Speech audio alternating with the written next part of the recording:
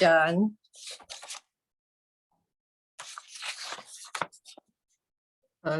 It's a pleasure to introduce Dr. Silva today. He and I joined UTSA about the same time, within 4 days of each other. So I claim seniority by 4 days over him, but he's been a wonderful colleague to work with. So it's a pleasure to hear his career trajectory and having him tell us how he came in through this slightly non-traditional trajectory into academia. I'll just give a brief bio to introduce him. David Silva is Dean of the College of Sciences and Distinguished Professor of Physics and Astronomy here. Before coming to UTSA, he was director for 10 years of the National Science Foundation's National Optical Astronomy Observatory, which is the US National Observatory for Nighttime Optical Infrared Astronomy. Being a cellular immunologist, cancer immunologist, I'm learning these technical terms now. Previously, he held positions with the 30-meter telescope project in Pasadena and the European Southern Observatory in Germany. In all these positions, he was deeply involved in the development of and operation of astronomical observatories in Chile. His specific research interest lies in the general area of stars and stellar systems, especially as tracers for how galaxies formed and evolved over the last 13 trillion years. Over the course of his career, he's been a leader in the design, development, and operation of astronomical observatories, telescopes, focal plane instruments, and data systems for the American, European, and South American research communities. He has served on various governance and review boards, as well as held positions in the American Astronomical Society and the International Astronomical Union. He has a degree in physics and astronomy from the University of Arizona and the University of Michigan, where he got his PhD degree. So with that, welcome, Dr. Silva. Look forward to hearing about your career. Thank you.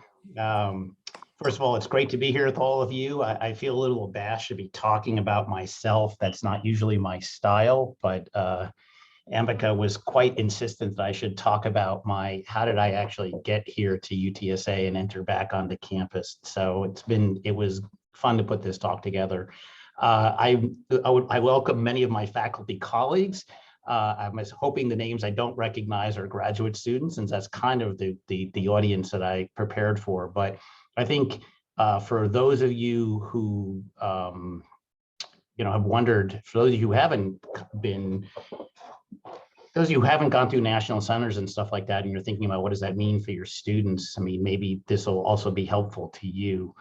I also can see since astronomy, since there are a relatively small number of astronomers in the world, it's fun to see both Chris and Eric here. Chris I've known for years, and I can't remember when I first met Eric, but I've certainly known of Eric since he was a postdoc with a guy named Bob Kirshner. Only a couple of years ago, Eric, is the way I think about it. Nice background, Chris. All right, so with no further ado, I will bring up my presentation. Let me put the full screen. Janice, I can see you. Can you give me a little thumbs up if you can see this? All right, excellent. And Janice, you can hear me, right? All right, good. Hey, John, if you're out there, I see people in the waiting room. I assume you'll let them in. Yes, I'm letting them in as awesome. soon as you pop in. Yeah. Okay.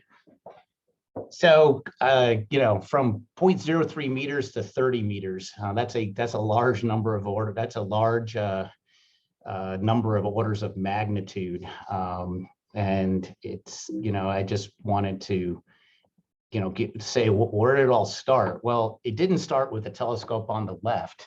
The telescopes on the left are actually telescopes believed to have been constructed by Galileo in the 1609, 1610 era.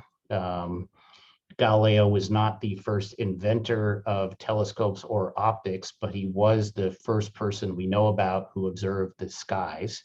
And began to completely revolutionize our understanding of the universe and our place in it. My start was somewhat more modest. It was with a telescope very much like on the right. I think this is like a 37 or millimeter size telescope. That size, I've been talking about sizes of telescopes in terms of the size of their optics. So this is a refracting telescope, which means it uses lenses which refract light, just like Galileo did. My parents made the huge mistake of giving me a telescope at a young age, which has then, 50 years later led me to where I am today. Where does it end? There we go. Oops. So how's it going? This is in one of the many ways in which my career path crossed Dr. Packham's.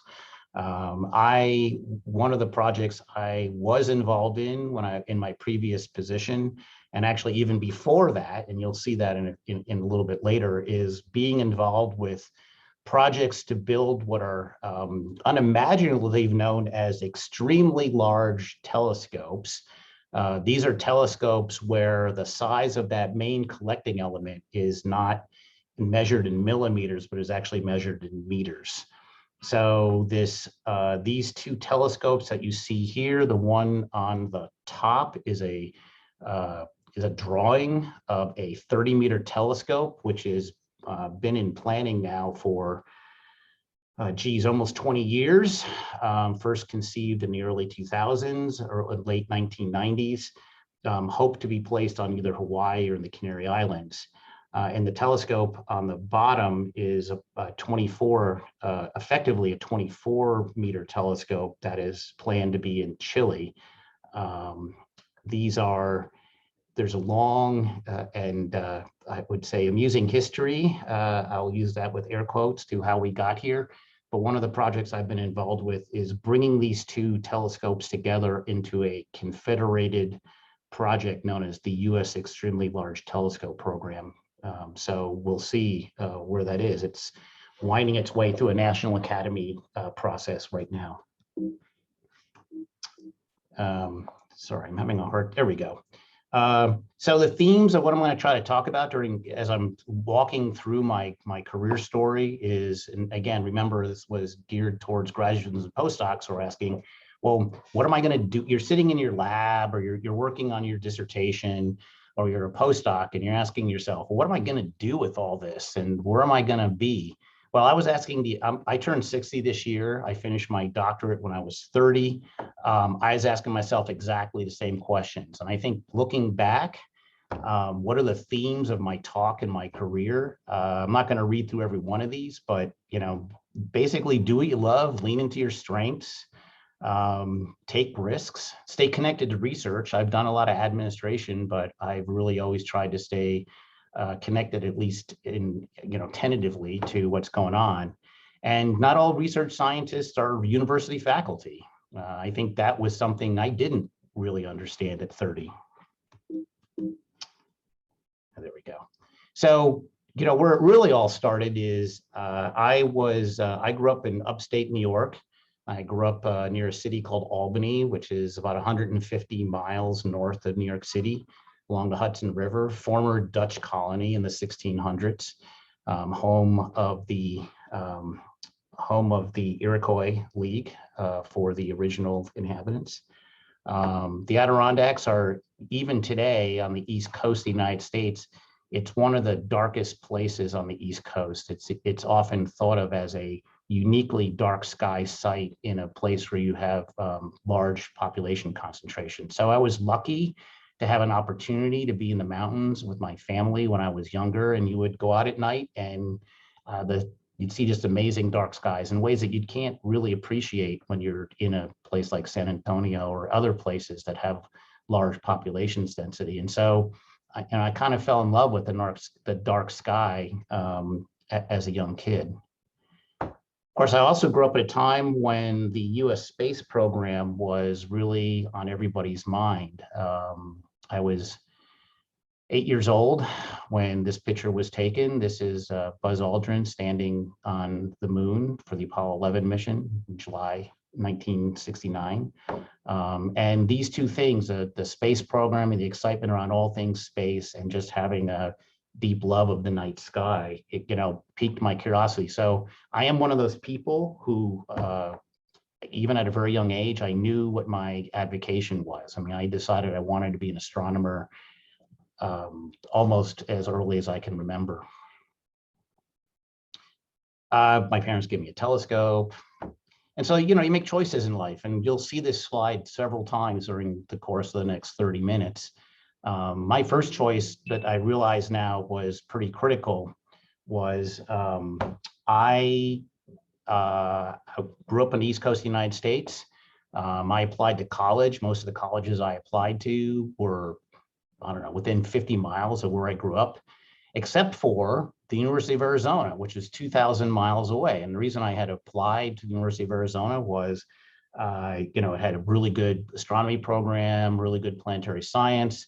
And, when you're 18, you don't always make rational decisions. And so at least a huge reason why I chose to go to Tucson is it was just the furthest place away from home. It was a big adventure and a great way to get away from my family. So that turned out to be hugely influential on the rest of my career path, because at Arizona, the University of Arizona, you're only 60 miles away from the Kitt Peak National Observatory. The Kitt Peak National Observatory was established by the National Science Foundation in collaboration with 6 universities, now something like 35 universities and 7 international affiliates, running multiple observatories, including the Hubble Space Telescope. But this was the original site. The University of Arizona had a very strong undergraduate program that was quite interested in letting undergraduates get involved in doing research, not only in the science part of it, but in the technology part of it from a very young age. So in the upper right-hand corner, you'll see a dome, which has been on the campus of the University of Arizona since the 1920s. I mean, you can find pictures of this where it's just standing by itself, almost in the middle of the desert. It's got a 21-inch telescope in it. It was, by the time I got there, it was mostly something you do public evenings with, but we were still using, at the time, for undergraduate labs, you would take little tiny photographic plates. And so if you all, many of us on this call remember what film was like inside of cameras, the commercial cameras. So you had a chemical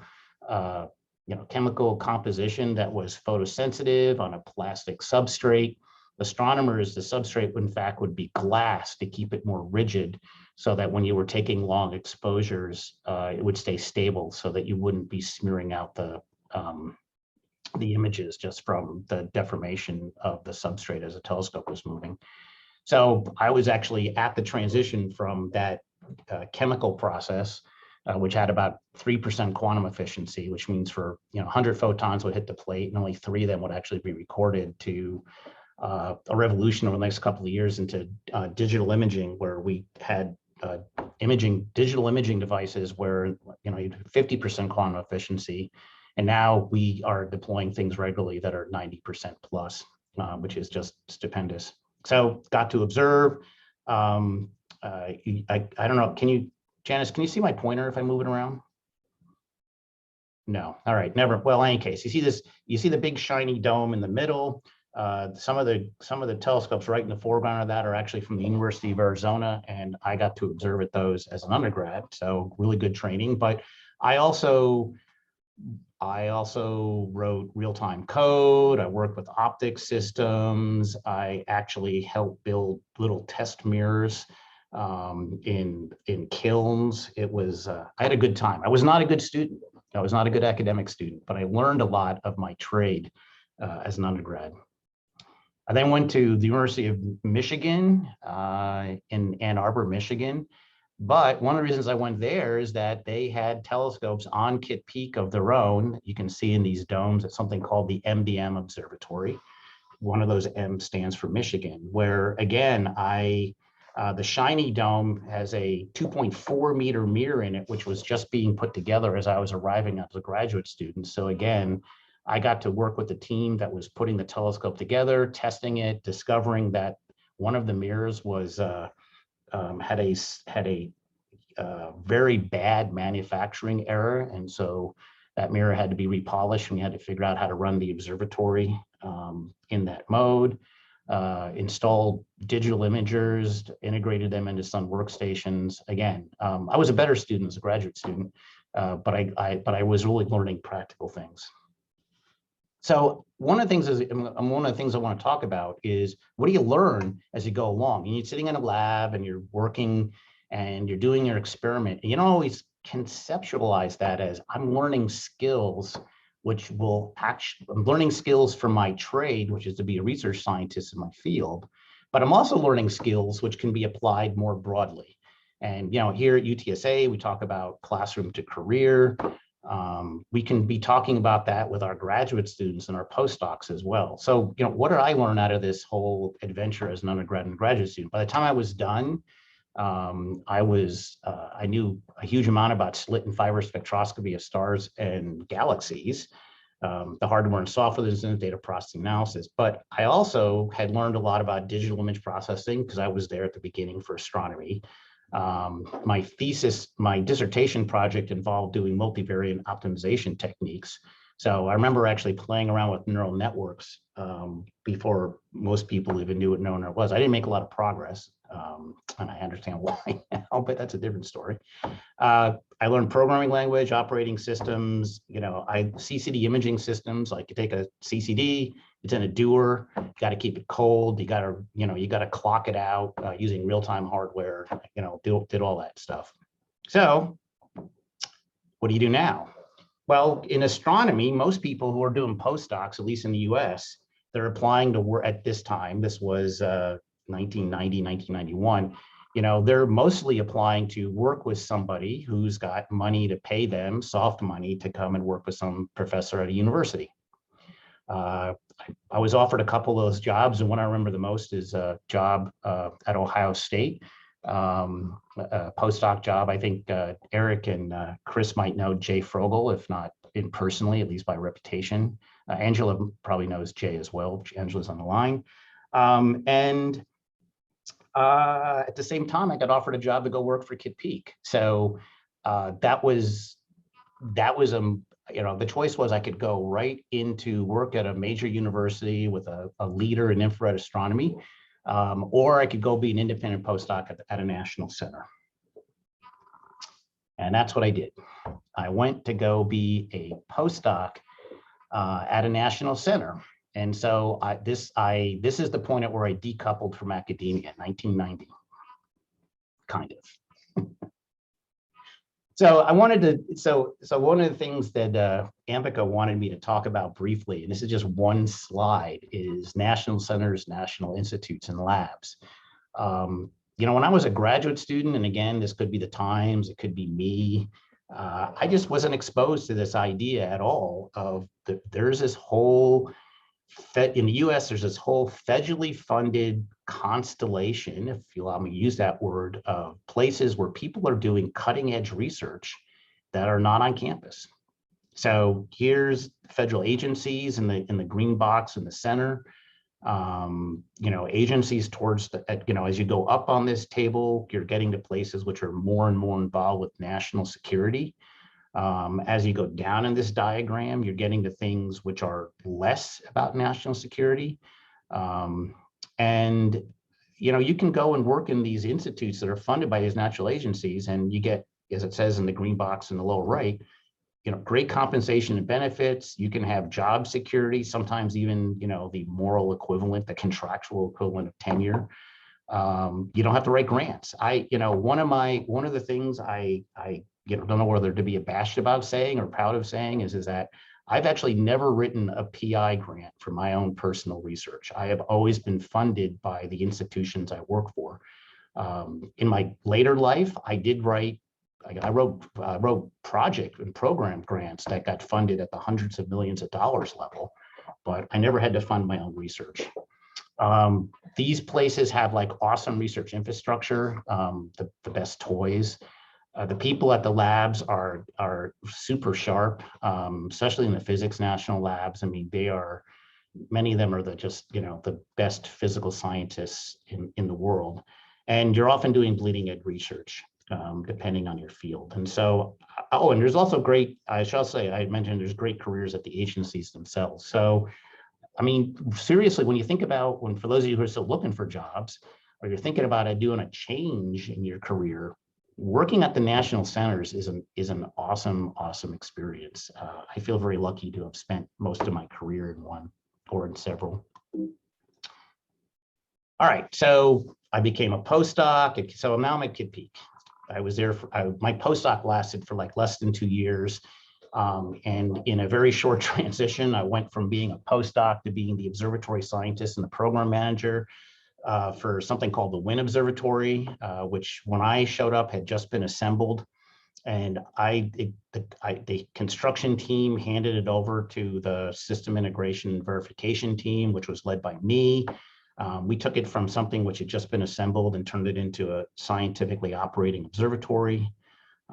Again, I learned a huge amount. A good day in that job was when I could drive up to the mountain and bolt something to the telescope.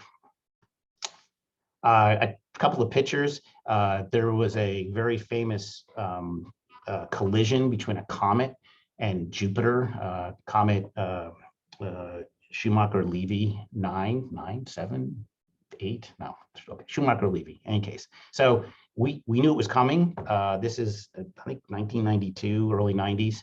This is while we were just after we put one together, and it was taking images. So the image on the left is a day or two before the collision. The collision on the picture on the right is a couple of days after the collision. So I was there the night they took this. You don't usually get to take a picture of Jupiter with a telescope this big. The amazing thing about this collision is that you could actually look at a telescope more like the one my parents gave me, and you could also see these little blotches on the planet. So pretty spectacular. The other thing that happened while I was doing this job is there was a group of people who were measuring, who were discovering and then measuring the time sequence of how they change brightness of supernovae, exploding stars in the distant universe, which ultimately fed into this one of the 2 papers which was cited for the discovery of the accelerating universe, which got the Nobel Prize a few years ago. And I want to tell 2 quick things. One is that they were graciously acknowledged, the team who worked for me, who did a lot of the observations for them and the acknowledgements. That's what's on the right, highlighted in green. But I'm also proud of the fact that 2 of the people on this in this list of the authors on this paper were actually fellow graduate students of mine at Michigan. So that was pretty cool. And one of them, and here's a little story about how, yes, astronomy is a terribly gendered field and it has had to change its culture a huge amount. One of these people is a friend of mine who's a woman who in graduate school, for a variety of personal reasons, she was struggling, and basically the senior faculty told her that she should quit graduate school and take care of her family. And yet here she is, cited on a paper which was cited for the Nobel Prize. So that was a really ugly experience. And for me, since she was a friend of mine, it was my first time I realized, it was the first time I had to acknowledge this existence of sexism and genderism in my field. That was, again, that incident with her was in the early 1980s. This paper was published in 1999. Went on other jobs, eventually got tenure track. I was like, this is great. I'm married, I have kids, I have a nice house in the foothills in Tucson, I have a tenure track job, I've settled down. Nothing's gonna change. I'm gonna be here for the rest of my career. It's gonna be awesome. So what I learned. So in that period, and that was about 6 years, small team leadership, program management, telescopes and systems, adaptive observatory scheduling, blah, blah, blah, blah, blah. So again, part of the story is you learn stuff in grad school, you go do a job, you learn more skills. And in my case, the skills I learned created an interesting headhunting experience. I was in Munich, Germany, giving a talk in 1996, and I was invited into somebody's office, and 20 seconds into the conversation, I was like, oh my God, he's gonna offer me a job. And so I called my wife that night and I said, hey, there's this guy, he offered me a job. And her first words out of her mouth was, no way am I moving to Germany. So I went home. 2 days later, she picked me up at the airport. She said, I've been thinking about that Germany thing. So in 1997, my wife and I, my two little kids, we moved to a little town outside of Munich, Germany, to join something called the European Southern Observatory, where I was part of the project team that built what is now something, again, unimaginably named, but really magnificent, very large telescope observatory on Cerro Paranal in the Atacama Desert in northern Chile. Each one of those big square domes has an 8-meter telescope in it. Those little telescopes are like 2 meters. You can observe separately with these telescopes. You can use a beam combiner to use them as an optical interferometer. It's just a amazing, amazing machine. Couple of billion euros in the ground you're looking at here. Anyways, I was hired to be the head of something called the user support group. My office was in this really funky looking building in the farm fields of Bavaria. You see various pictures of me here with my team in the center, with my first graduate student, Marina Rakuba, who ironically went on 15 years later to take over the same group I was running. I got to wear a tux for like the first and almost the last time in my career because our team got an award from Computer World for innovative use of relational databases in astronomy. That was fun. But there were days like this. There were also days when we were in Chile. Remember that beautiful site? This is what it looked like in the lower left. That's what it looked like the first time I visited. It was still a construction zone, and you had to wear hard hats, and you occasionally would get dirty, as you can see. Me over here with a vacuum trying to clean up a computer room. The picture with me next to the big truck was actually from several years later. But one of the great things about going to Chile is they have a big mining industry, and they just have giant toys you can stand next to. And then, the other thing I got involved with is towards the end of my 9 years in Germany, I was the European lead for the ALMA operations planning group. And this picture, which looks fake, is not. This is an actual picture of the ALMA. ALMA means soul in Spanish. It's an acronym for the Atacama Large Submillimeter Millimeter Array. Every one of these dishes that you can see here in the foreground, and then there's actually stations out there further out on the plateau for where you can actually combine these again interferometrically to have the spatial resolving power of a much bigger system without actually having a complete filled aperture. The telescopes themselves are at about 5,000 meters, which is a little bit over 16,000 feet. The volcano in the background is, I think, just under 7,000 meters. So really high up in the Chilean Andes. So teams got bigger, learned more things, learned about working with international people and cultures in multiple geographical sites, got to run a team that set up and operated a terra-scale science data archive, which was at that time big. I learned German, ein bisschen, and muy poco español. So that was interesting for a kid who grew up in upstate New York. I can actually my German is still not bad. My Spanish was never good and has gotten terrible, more terrible. So after 9 years in Germany, I was ready to stay. I had a good job. I had, the 6 weeks of vacation and 15 public holidays. I was beginning to visualize myself living in Austria in retirement, wearing lederhosen and drinking beer and being happy and fat. And it was completely clear that my family wasn't making it. So we had to make a decision. So we long story short, we looked at a number of opportunities in the United States, and I'm back in California in 2005. And now I'm working for this 30-meter telescope project. This is this is one of those machines I showed you earlier in the slides. This is now just showing the telescope on the inside without the whole enclosure. But again, this is a drawing. The reality is that when I was part of this project, we were spending a lot of time in Chile doing what's known as site testing. In other words, we were getting multi-month measurements of turbulence, temperature, wind direction on sites in the northern Atacama Desert. And so there were days in Chile when we would go and talk to government officials, and I would have a suit and tie on. There were other days, the much more fun days, when you got to drive around in 4x4s all over the Atacama Desert in northern Chile. And here we are. There's me next to a dusty truck, which is a great day.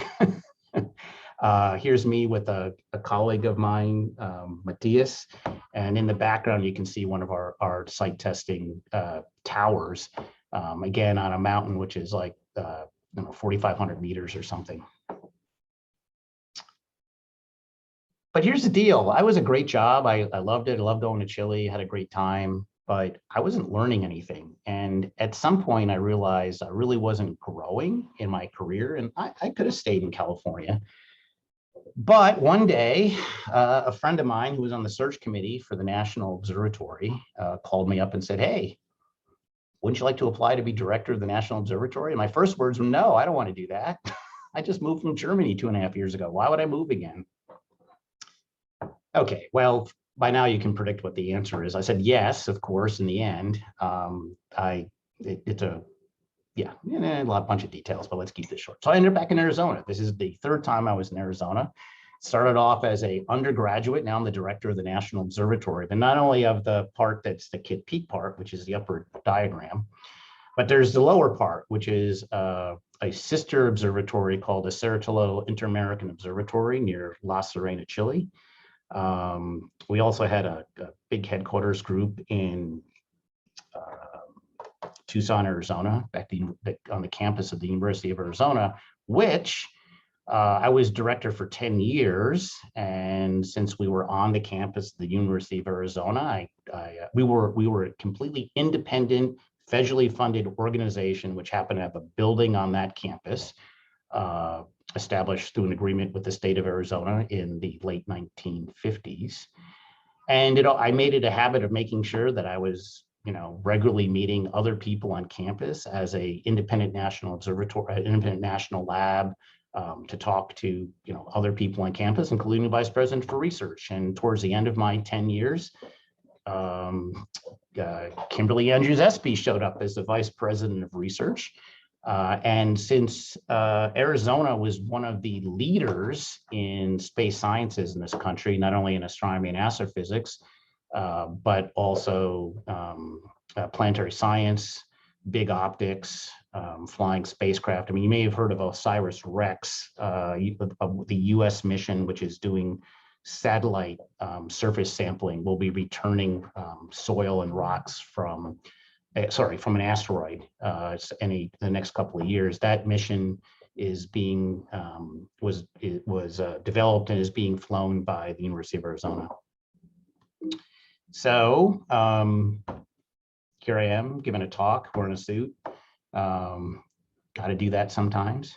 And so, this slide that says NOAO today and tomorrow is from a presentation I gave, and it says right on there, October 2017. So at this point, I'm about 9 years into being director. And one of the things we accomplished as I was director is we actually took NOAO and it merged into a new NSF organization called the National Optical Infrared Laboratory, so NOIR Lab, which combined us with several other existing and under construction federal observatories. And hopefully NOIR Lab will be a strong partner if and when the U.S. Extremely Large Telescope project actually is completed, in hopefully something like 10 years. So I learned things: multi-site, multi-continental organizational management, sustaining collaborations, working with federal agencies. This is when I really deepened my collaboration with East Asian partners. I got to travel in Korea, Japan, China, and deepen my relationship with them. And then managing, and this one I put down here in UTSA orange, managing and advancing an organization when your funding is cut without warning. At least 3 times during my 10 years, the NSF would call us up and say, you're taking a 10% cut. The first time that happened, it was pretty devastating. By the third time, we were battle hardened. We knew we knew how to deal with this. And a lot of it has to do with knowing what your highest priorities are and what your strategic priorities are and driving towards them no matter what. So I got to the end of 10 years and I had developed kind of when I started this job in 2008, I said, you know what, I don't want to do this job for more than 10 years. I have other things I want to do with my life. I think that most people who are running large organizations after 10 years, they're running out of ideas and energy. They're stuck in their ways. They have blind spots strategically that they don't even recognize. And so it got to be the end of the 10 years, and through a variety of circumstances, including my own, I was thinking about doing something else. And about this time, Kimberly became our provost, and she knew I was thinking about other opportunities. And she called me up one day and she said, you know what, you really should consider applying for this job to be dean of our College of Sciences. And again, my answer was, no way, why would I do that? I'm not an academic. I haven't been on campus in 30 years. So, of course, again, you know exactly what the outcome of that was. And, you know, here we are. I'm now here with y'all. It's been 2 years and a couple of months. Several of you were on my search committee. Chris was on my search committee, and we were talking to Chris about this job. Janice was on this search committee. I remember Janice at the time. Janice's big issue was they were kicking her out of the main building or something like that. All I remember is that by the end of my interview with Janice, it was completely clear to me that Janice needed my help on rooms. So Janice, I hope we've done better by you. And I hope for you as a search committee, you don't look back and say, well, what a colossal mistake that was. So in any case, I really am loving this job. It's a huge change for me. And again, I'm learning a lot, and I'm gaining new skills. And one of the things I most enjoy about it is working with all of you and with students and learning, you know, new things. I've always thought of myself as a generalist. And so now the generalist part of me is now stretching into chemistry and life sciences, and it's awesome. So for those of you who are still graduate students and postdocs, you know, so, okay, that was 30 years ago when I started this whole journey. What did what did I not expect when I was 30? And here's just kind of a list of things I didn't expect. I've been lucky to be involved in, you know, many of the most exciting astronomy and astrophysics projects and breakthroughs in the last 30 years. It's been for those who are working as astronomers at this time, it's hard to explain just how remarkable the last 30 or 40 years have been. I mean, between computers and digital imagers and flying things like the Hubble Space Telescope and building bigger telescopes, it's been astonishing. I thought I was going to be like one guy in a room with a postdoc or a graduate student. Working with hundreds of people and managing that, being responsible for tens of millions of dollars, you know, having friends, committees, and projects all over the world. Blah, blah, blah, blah, blah. Joining the Roadrunner community. You know, if you had told me as a kid who grew up in upstate New York that someday I'd be living in Texas, that was just like beyond my ability to imagine. What did I enjoy most? Well, you know, I'm not going to go through every one of these pictures, but it's really there's this whole meme right now about how it's not the below, it's what the people you met along the way. Well, it's true. I mean, for me, the greatest thing about what I've done in my career is just the chance to interact with a huge number of people from many different cultures. You know, heck, just being in Europe for 9 years and, you know, realizing every one of those, you know, every one of the 14 countries that was in our partnership to run ESO was just, you know, deep history, different cultures, but then folding in Chile and then later Japan and China, Australia. It was really incredible. It's still incredible. And so this is my last slide. for those of you who have not been to the Southern Hemisphere, go out to West Texas on a dark night, or any place where you're away from big cities. The skies are amazing. My wife and I went for spring break to Taos, New Mexico to go skiing. But honestly, it was also just after a year of being in my house and being in San Antonio, I just felt this huge need to be someplace where the sky was dark again. The southern sky is even more spectacular. This upper picture is from Paranel, the VLT. Of course, this is the Milky Way. The Milky Way is more spectacular from the south because of the way it's oriented on the celestial sphere. Here, you're looking into towards the center of the galaxy, where at the center of our galaxy is a supermassive black hole. These two star clusters you see off to the left. The lower one is the so-called Large Magellanic Cloud. The upper one is called the Small Magellanic Cloud. Magellanic after Magellan, the famous European explorer, but the Aboriginal humans in South America have those two galaxies in their own cosmology going back thousands of years. And then other great slides from other observatories looking at the Milky Way. So with that, I'm going to stop sharing, and I've left a few minutes at the end for people who want to ask me questions. I'm happy to talk about anything except for running the college for at least the next 17 minutes. So I'm going to try and talk. Can you all hear me this time? We can. Okay, Yes. great. So that was wonderful. Thank you so much, David. And just to let the students and the postdocs know, one of the primary reasons, other than always listening to David talking, it really was to showcase how you can change trajectories. You don't have to be in one career sector or the other, but it's fluid.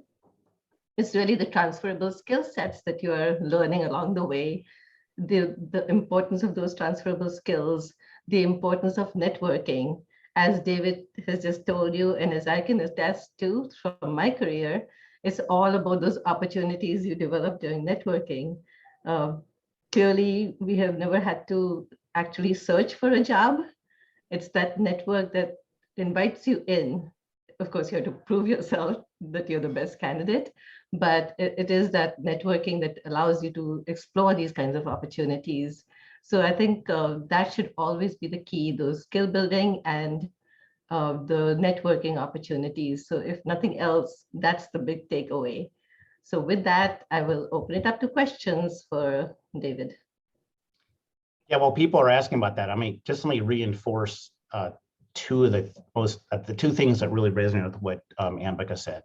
I mean, first of all, I have been lucky to be invited to apply for jobs. I've interviewed for jobs and I've been turned down. I mean, I told you about the places where the things worked out. I didn't tell you about the jobs that I applied for, committed to in my head, and then was told you're not the guy. So, that happens too. But on a happier note, the networking thing is absolutely correct. There are people who I met as an undergrad at Arizona who were I didn't think about it at the time, but they were the beginning of my professional network. And, many of them continue to be supporters of me through the early part of my career. And then they connected me to other people, or I met their students. Or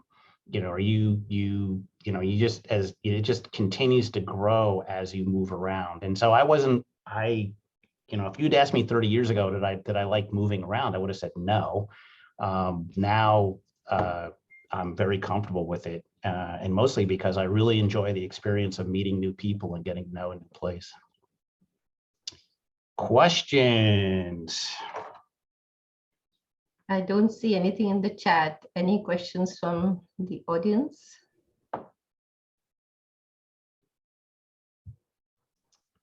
You have your dean to put on the spot. Yeah, but I said I wouldn't talk about the college. No, we will not talk about the college, but anything else.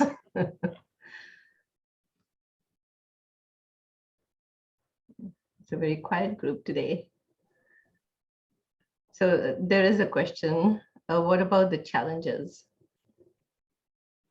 Well, yeah.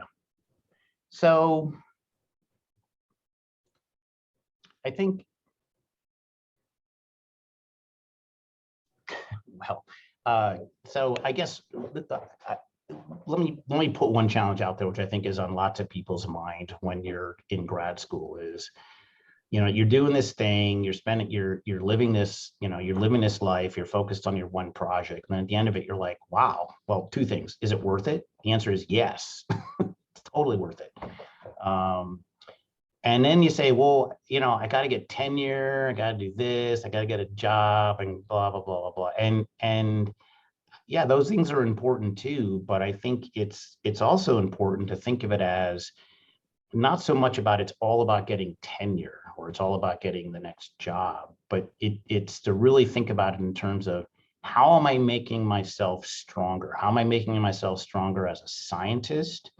How am I making myself stronger as a human being? For me, on the scientist part, it took me a while to figure this out, but I came to appreciate that my interest was really more in how we were doing the research than in the research question itself. And so there's lots of people in astronomy, and this is probably true in most of our fields, where they're driven by the big question: what is dark matter? What is dark energy? Is there life on other planets? Can I determine those things? And they're driven by those questions. And the things they use are the tools, that the software, the supercomputing centers, the telescopes.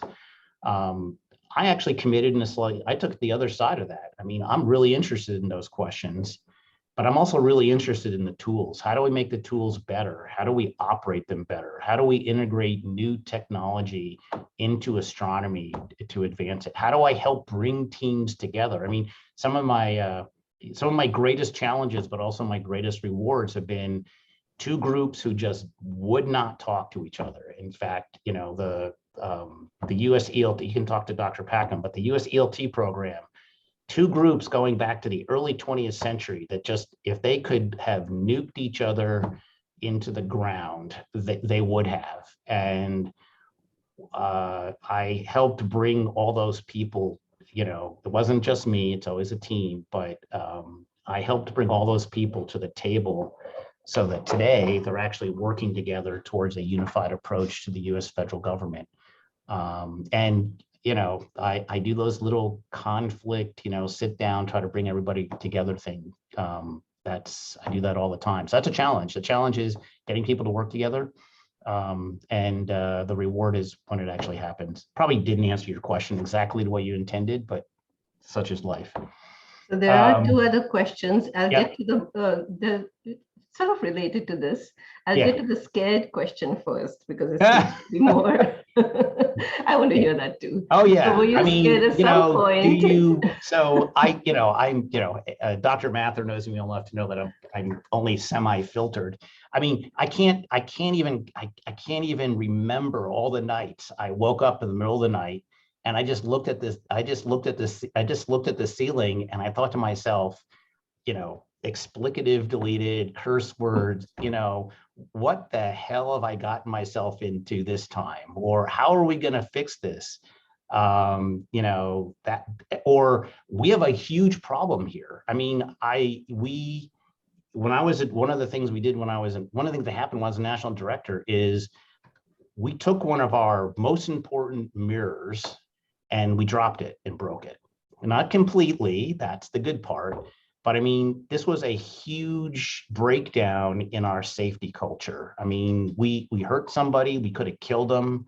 We broke a really expensive, irreplaceable piece of glass. It was horrible. And so, do you worry about that kind of stuff? Yeah, but I think I've also learned to be more risk tolerant and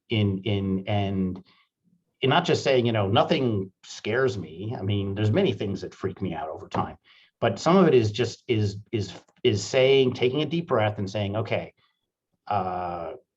how do we mitigate this? What are we going to do to reduce this risk? What are we going to do to solve this problem? And then from that, my physics training, my physical science training, where you think about how do you break problems down? You look at a big problem, you're like, oh my God, how am I going to solve this? Well, you take a piece that you know how to do and you take it off and you fix that. You take another piece off and you fix that. And a lot of these moments where I woke up in the middle of the night, that's ultimately what it was all about, was taking a deep breath, breaking it down, and asking people. The other thing I'll say here, and I think this is I think important in the physics world and maybe everywhere in all fields, is you got to be willing to ask for help.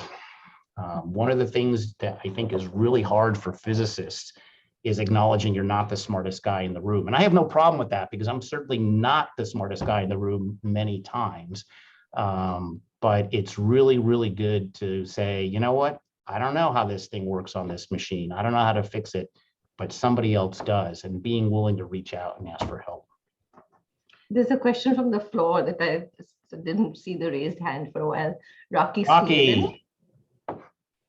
Hi, yeah, I'm just curious. Yeah, sure. What kind of telescopes do you personally own now? Like, what's in your garage? I don't actually, surprisingly enough.